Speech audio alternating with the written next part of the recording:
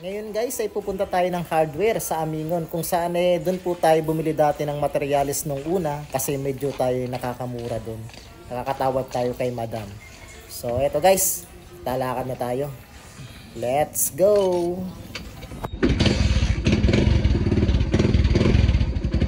At eto nga ni guys at tinatahak na namin yung daan papuntang Amingon.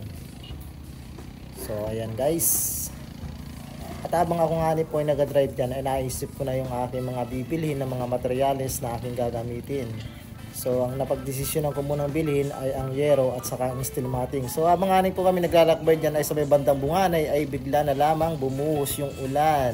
So ayan, kung mapapansin nyo, basa yung kalsada habang tinatahak namin ang daan papuntang Amingon.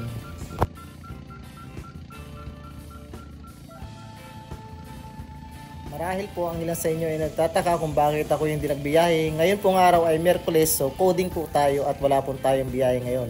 Wala po tayong karapatan na magbiyahe dahil po tayo ay coding. May coding po kasi sa amin sa bayan ng Buwak ang pagbiyahe ng mga tricycle.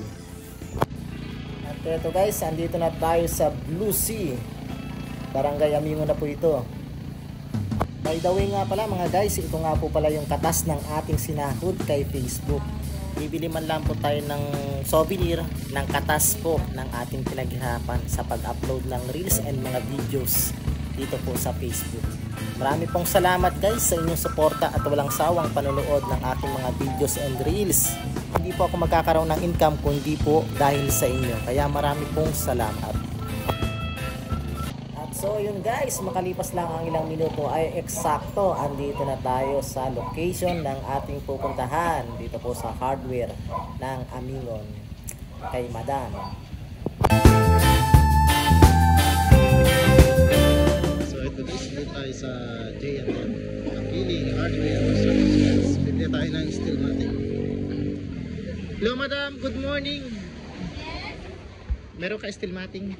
Meron. Yung hindi man ka sa binili ko nung nakaraan, medyo maliit-liit doon.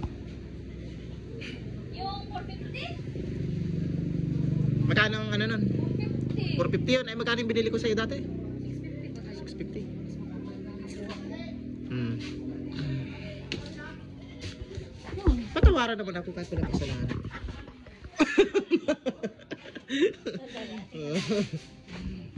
At so yun guys, mission accomplished yung ating pagpunta rito kay madam. Nakabili na tayo ng 2 steel matting saka 3 yero. Nang sa ganun ay kompleto na yung ating materialis na gagamitin para sa ating babuyan. At hanggang dito na lang po muna ulit. Marami pong salamat sa inyong panonood at suporta. God bless po.